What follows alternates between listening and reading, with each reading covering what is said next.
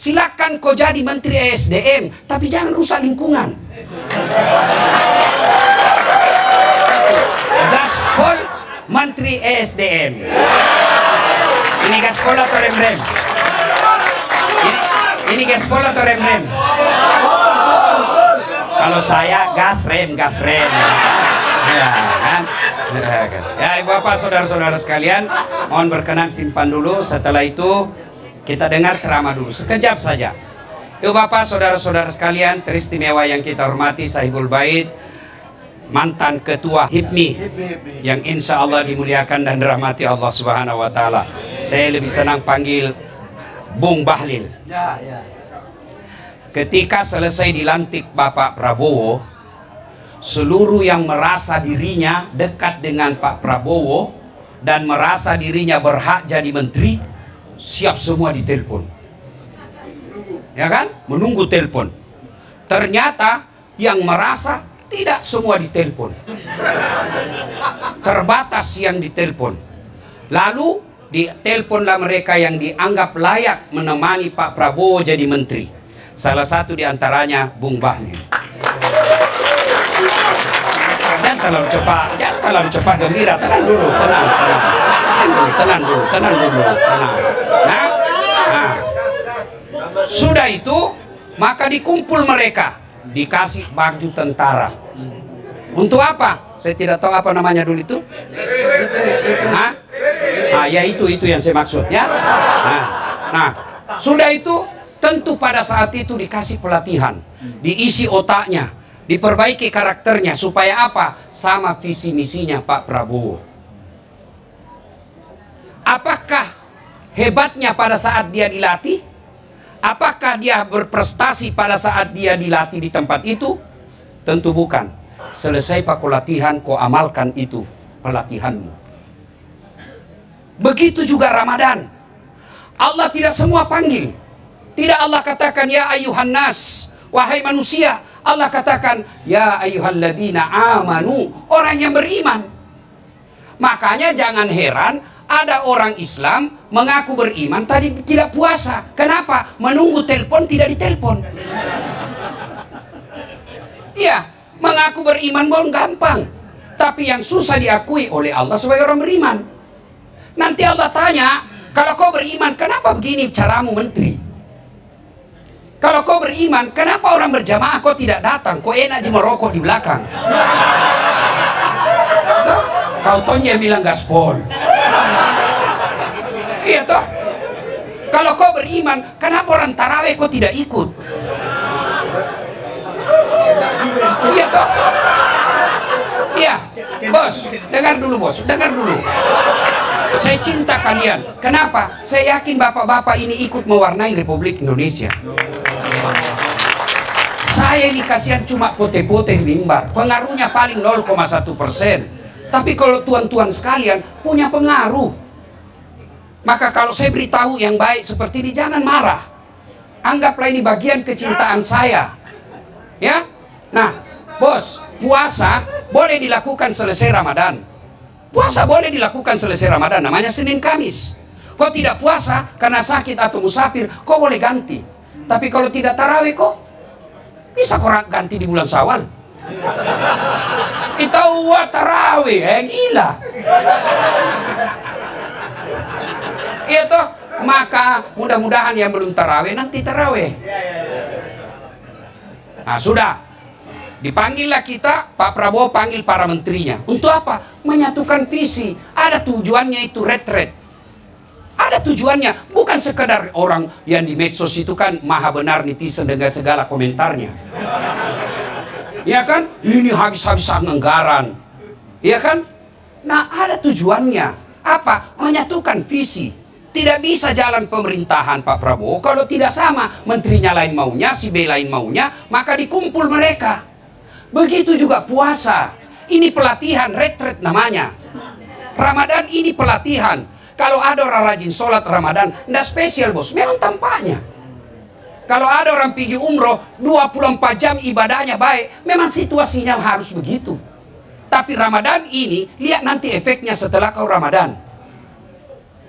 Puasa itu pengendalian hawa nafsu, pengendalian Kalau definisi fikihnya itu puasa, tidak makan, tidak minum, tidak berhubungan badan secara sengaja. Kalau tidak sengaja tetap sah. Kamu, misalnya Pak Menteri kan, pagi-pagi terbiasa sarapan. Habis 1 mangkok coto. Nah bilang ajudan, tapi Pak Menteri puasa. Astagfirullah. Rezekimu. 1 mangkok itu rezekimu. Siang lagi lupa lagi, cambol lagi. Pak Menteri, rezekimu selama kau lupa. Begitu juga kalau Bapak berhubungan badan secara tidak sengaja. Tapi kira-kira Pak Menteri tidak mungkin tidak sengaja. Masa buka baju tidak sengaja? Dia bilang hilap kau Ustaz. Dihipnotis kah? Ya, tidak mungkin. Nah, kalau sekedar itu saja bos, sekedar itu saja kau tidak makan, tidak minum, tidak berhubungan badan, binatang juga puasa. Makanya itu Al-Baqarah selanjutnya, agar Allah membedakan kalian dengan binatang. Ada binatang puasa? Ada. 1, ular. Puasa itu. Kapan itu ular puasa? Ketika dia ganti kulit. Tidak makan, tidak minum, tidak berhubungan badan. Tapi celakanya selesai ganti kulit tetap jadi ular. Iya toh? Ada orang sebelum puasa penipu. Suka cari-cari muka depannya Pak Menteri. Ini yang banyak rusak Pak Menteri itu. Penjilat.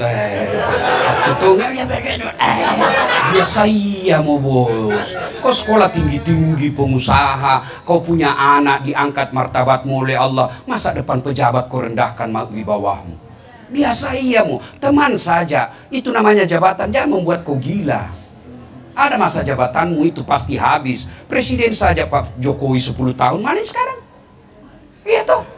Biasa iya saja bos. Biasa mau kau hidup ini. Ya. Nah sudah. Ada lagi binatang yang puasa. Ada. Apa? Ulat. Itu dia puasa. Coba itu ulat. Kasih daun. Semua dia makan. Serakah. Itu ulat kalau kasih daun dia habisi semua daun. Tapi hebatnya. Ketika dia jadi kepompong. Tidak makan, tidak minum, tidak berhubungan badan. Tapi yang luar biasa, setelah jadi kepompong dia jadi apa? Jadi kupu-kupu. Kalau puasanya ular, nyanyinya apa? Aku masih seperti yang dulu. Hai Pak Cetong, lagu angkatan 80. Tapi kalau kepompong, apa lagunya? Persahabatan bagai kepompong, merubah ular menjadi kupu-kupu. Coba lihat itu kupu-kupu.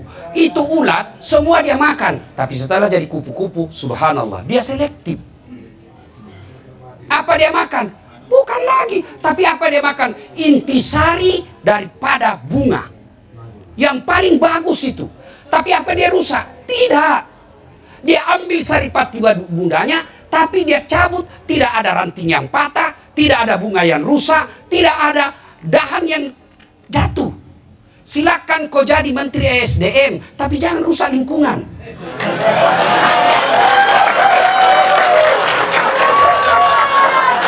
Ya. Oke.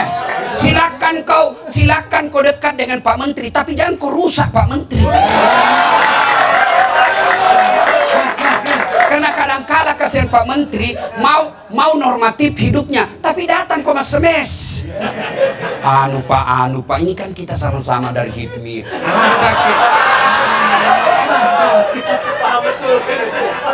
Jangan kau rusak, kau bersyukur ada orang HIPMI yang jadi menteri. Jangan kau rusak citra HIPMImu hanya karena kepentingan pribadimu. Itu yang disebut dia ambil saripati madu, tapi dia tidak rusak itu bunga. Silakan kau dagang, silakan kau ikut pilkada, tapi jangan kau rusak lingkungan, jangan kau rusak mentalnya orang. Mau kau jadi kepala daerah silakan, tapi jangan kau bagi-bagi uang. Coba, apalagi silakan kau jadi caleg, tapi jangan kau nyogok. Serangan fajar. Nah bilang bukan serangan fajar Ustaz, ini sedekah subuh. Jangan tunggu akal-akali agama. Iya kan? Nah, coba lihat, setelah dia isap itu saripati madu, dia pindah ke bunga lain. Tapi hebatnya, setelah dia pindah, dia tidak rusak yang dia tinggalkan. Tapi apa? Dia bawa kemakmuran bagi yang dia datangi. Itu yang disebut penyerbukan. Artinya apa? Kalian kalau jadi pejabat, jadilah rahmatan lil alamin. Kalian kalau jadi pengusaha, silahkan, tapi jangan kau rusak ekonomi Indonesia. Kalian kalau jadi netizen pengamat, boleh kau tidak senang sama seseorang, tapi tetap cintai Republik Indonesia. Kau boleh tangkap itu orang-orang korupsi Pertamina, tapi jangan kau rusak Pertamina. Kenapa? Itu milik negara.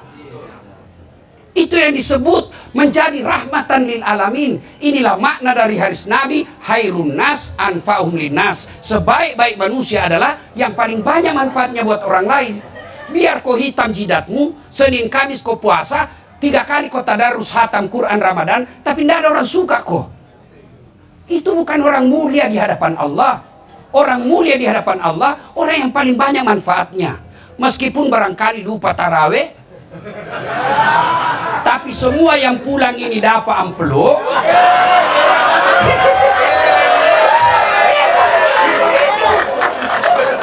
Tapi jangan tongkas negara, kampanye jualnya. Itu. Dan demi Allah, tidak ada orang bangkrut karena berderma. Tidak ada, Pak. Saya mewakili aspirasimu semua. Ya kan? Nah, sudah. Maka dikumpul kita itu, Pak Menteri, dikumpul menyatukan visi misi. Nah, visi misi puasa ini ada, bukan sekedar menahan makan, minum dan urungan badan, tapi apa? La'allakum tattaqun, agar kau menjadi orang takwa. Allah tidak mengatakan kau pasti bertakwa. Agar itu ada 2 peluang. 1 bertakwa, 2 gagal. Makanya disebut agar. Allah tidak mengatakan pasti kau bertakwa. Tidak seperti ketika Allah katakan, ud'uni astajib lakum, berdoa kau kepadaku pasti saya kabulkan. Tapi puasa Allah katakan agar kamu bertakwa. Nah, sekarang berapa hari makin puasa, Pak Andi? 19. Cindipi le? Cindipi. Sudah 19, berarti lewat mistengah. Pares sampai visi misi tak Ramadan sudah sampai atau tidak?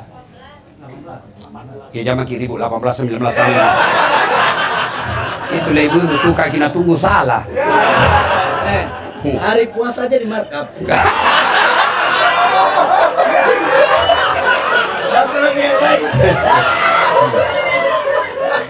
Jadi gini ya. Nah, takwa. Apa itu takwa? Mari kita periksa. Sudah 18 kita puasa. Mari kita periksa. Sudah ada hasil enggak? Mestinya sudah harus ada hasil minimal 50%. 1. Takwa itu menurut bahasa Arab, takwa itu takut, artinya takut. Ingat, takut kepada hamba, sesama makhluk beda dengan takut kepada Allah. Kalau takut kepada sesama hamba, takut sama makhluk, kita jauhi. Bapak takut sama polisi, jangan terlalu jauh, jangan juga terlalu dekat. Ya? Ya kan? Nah, Bapak takut sama ular, jauhi ular. Ya kan? Tapi kalau takut kepada Allah, beda. Dekati Allah. Dekati. Nah, inilah Ramadan saatnya mendekatkan diri kepada Allah. Caranya, silakan ambil porsi masing-masing. Anda yang bisa ngaji, silakan ngaji. Anda yang bisa kuat tahajud, silakan tahajud. Anda yang bisa zikir, silakan zikir. Ambil semua bagian-bagian. Itu yang disebut dalam Al-Quran, fastabiqul khairat. Nah, sudah.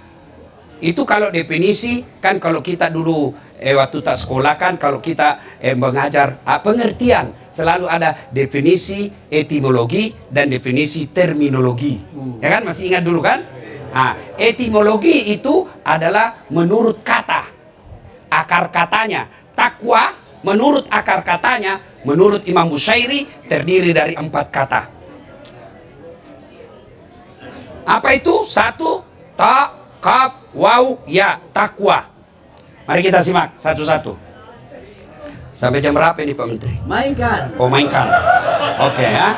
Nah, oke, mainkan. Oke. Ah, mari kita lihat. Apa itu takwa? Pertama, huruf ta. Apa itu? Tawadu. Lawan dari sombong. Lawan dari angkuh. Lawan dari borro. Ya. Nah, sekarang kita lihat contoh kehebatnya itu puasa. Coba lihat orang kuat apa namanya itu yang angkat barbel. Wah, bagus sekali badannya. Begitu jam 11 mulai loyo. Iya kan? Itu baru jam 11. Jam 13 makin loyo. Nggak tahan dia, tunggu azan maghrib, dia piasan sendiri. Itu baru berapa jam kau tidak makan? Mau kau sombong di hadapan Allah? Ayo. Apa itu sombong pakaian mewah? Oh, salah bos. Sombong itu pakai barang mahal? Belum tentu. Saya bilang kalau Anda yang kaya, pakai itu yang kau punya. Pakai. Tidak semua orang kasih. Ibu-ibu yang punya emas, pakai itu emasmu. Pakai berlianmu. Namanya perhiasan. Pakai. Apa itu sombong, Ustaz? Sombong itu dua karakternya. Satu, nganggap remeh orang lain. Dua, menolak kebenaran. Itu sombong. Jadi kalau pakai LV boleh, silakan. apa? Ya, nanti kapan dia sombong Pak Menteri? Misal Pak Menteri pakai LV, ya wajar lah, banyak uangnya. Iya toh? Lalu kapan dia sombong? Ketika dia hina orang. Saat, kau tahu ini LV? 20 juta ini, nggak bisa kau pakai. Itu baru sombong. Itu baru sombong. Ya. Kalau dia pakai LV, Saat, kau tahu ini LV? Iya, saya tahu. Kau mau pakai? Silakan komen.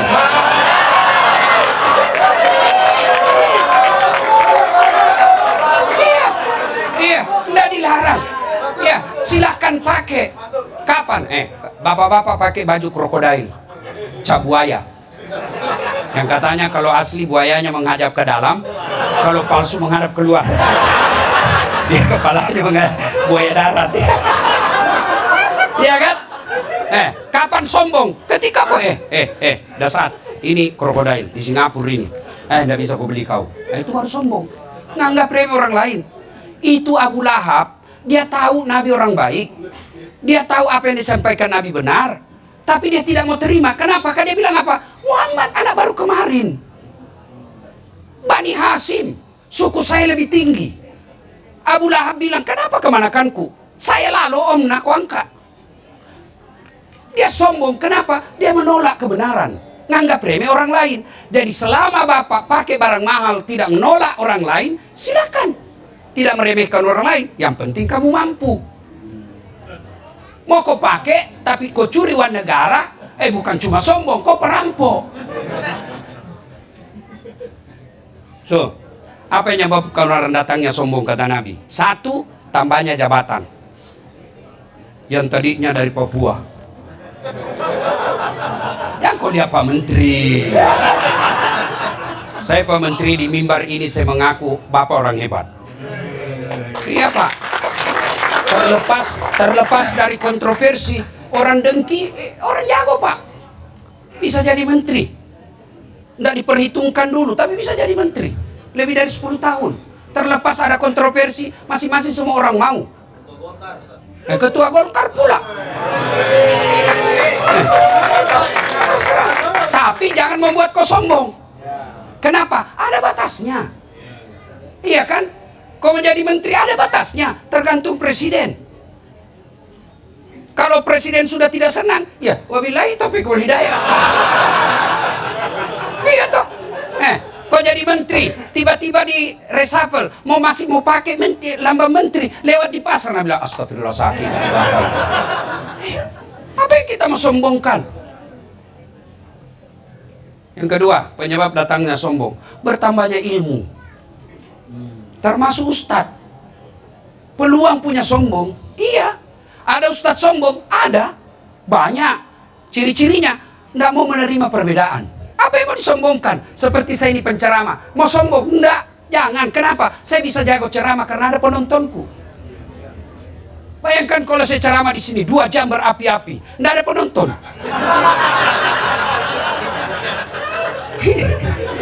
Lewat Pak Menteri, belen-belen. Iya kan? Apa yang kita mau sombongkan? Ada orang merasa ahli dibilang kedokteran. Jangan kau sombong. Kau tidak ahli dibilang komputer. Kau ahli dibilang komputer, belum tentu kau bisa tambal ban. Kenapa Allah tidak kasih semua orang ditabatasi? Supaya apa? Supaya kau punya ketergantungan sama orang lain. Kenapa punya ketergantungan? Kata Umar Rama, roda kehidupan berjalan. Jadi jangan sombong. Yang ketiga, penyebab datangnya sombong, bertambahnya kekayaan. Yang tadinya rakyat biasa, tiba-tiba dapat tambang. Pembebasan lahan, dapat tanahnya, ya ada batu bara di dalamnya. Ya kan? Tiba-tiba kaya. Jangan kau sombong. Allah marah, banyak duitmu, tapi nak kasih ku penyakit, Allah tidak ada bisa kau makan. Ada orang begitu, ada. Miliaran uangnya, tapi dilarang makan nasi. Wah, ini nasi terlalu banyak, karbonnya banyak gulanya. Jangan makan nasi, Pak. Jadi apa yang bisa saya makan, dok? Ubi rebus. Jangan makan daging. Jangan makan ikan. Jangan makan garam. Jangan makan gula. Ada bisa dia makan. Apalagi cukup dari situ, tidak. Dia bilang, tolong kalau siang, bapak-bapak kalau pagi karena bapak tidak pernah kena matahari, bapak jalan-jalan di kompleks, jangan pakai baju supaya kena matahari badannya, pakai celana pendek ya, supaya kena juga itu. Jangan pakai sendal, jangan pakai peci, jalanlah dia di kompleks, tidak pakai baju, tidak pakai sendal. Apa bedanya sama gembel?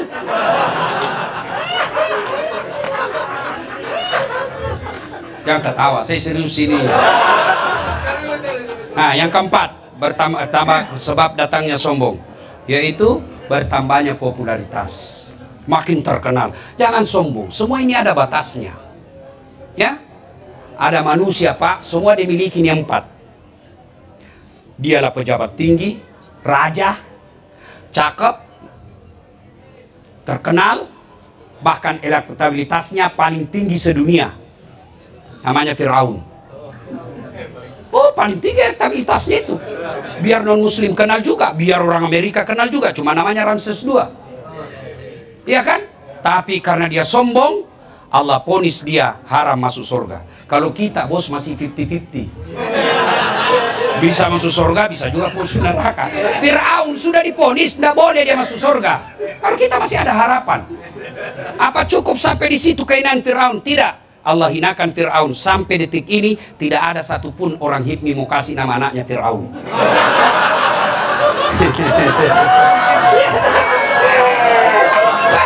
Padahal terkenal. Jangankan kasih nama, dituduh kok saja Fir'aun marah sama kok. Iya kan? Orang yang berpuasa berhasil, makin tinggi jabatannya, makin tinggi ilmunya, makin populer, makin kaya, dia makin tawadu. Berhasil puasamu. Yang kedua, taqaf, qanaah. Apa itu? Merasa cukup dengan apa yang dimiliki. Coba lihat kalau mau puasa, buka. Rasanya semua makanan mau dihantam. Ya tahu kalau mau buka, jalan kote, Palu Butung. Enggak tahu saya kue-kue Jakarta. Rasanya pokoknya semua mau diambil, Pak. Tapi begitu masuk kurma 3, 1 teguk air zam-zam, dihambar semua rasanya yang ada di depan kita. Sebelum buka itulah nafsu, setelah buka itulah kebutuhan. Saudaraku, berapa banyak orang dipermalukan dan dihina sehina-hinanya di dunia karena tidak punya kepuasan. Saya kalau lihat orang kaya, pejabat, masih korup, saya bilang, apa pilih gitu? Kau punya ajudan, nggak pernah ada orang disakiti, musuhnya pun hormat sama beliau, akhlaknya baik, ibadahnya sampai bengkak betisnya kalau sholat sunnah. Tapi apa dia pernah merasa miskin? Tidak. Padahal pernah suatu ketika 3 hari 3 malam tidak makan sampai Hasan Husain pucat gara-gara cucunya tidak makan. Itu Nabi, bos, Nabi. Lalu kenapa kita banyak utang? Kenapa kita banyak proposal kiri kanan sampai hilang kita punya harga diri? Karena kau tidak merasa syukur dan puas dengan apa yang kamu miliki. Tidak mungkin Allah ciptakan seorang hamba manusia tanpa Allah sertakan rezeki dengannya. Begini supaya gampang dipaham. Allah kasih kita rezeki 7. Supaya enak, gaya hidupmu 6. Masih ada sepingmu 1. Tapi yang jadi masalah, Allah kasih kau 10, gaya hidupmu 15. Akhirnya pinjol. Ya baik kalau kau sendiri berutang, tapi kau datang kasih susah Pak Menteri. Minta apa kek Pak, di situ bisa penunjukan langsung apa kek apa. Kau merusak. Ya, bersyukur dengan apa yang kita miliki, pasti kaya. Yang ketiga, wow. Apa itu? Wara. Apa itu wara? Mampu menjaga dirinya dari hal-hal subhat. Apa itu subhat? Bahasa politiknya main dua kaki. Abu-abu, nggak jelas warnanya. Ini biasanya banyak kalau pilkada, ya, main dua kaki. Subhat namanya kalau bahasa agamanya. Kalau kita berhasil puasa, jangankan yang subhat, ya, yang halal saja mampu kita tahan. Contoh air putih, halal atau haram? Halal atau haram? Halal. Siang bukan haram, tahan. Buka pi.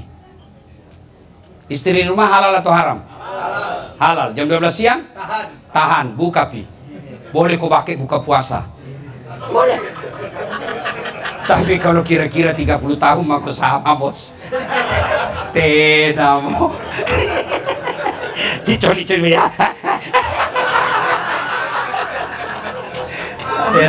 Kan ada yang tanya saya Pak Menteri. Dia bilang, akhir-akhir ini saya Ustadz ini saya sudah kurang semangat sama istri. Dia bilang, apa doanya Ustadz? Saya bilang, tidak perlu baca doa, tergantung lawan tanding. Dia bilang, Ustadz, ada lagi yang tanya saya Pak Menteri, Ustadz, apakah doanya itu supaya berani dihadap istri? Saya bilang, kalau ada doanya itu saya tidak kasih, kok saya nggak malu.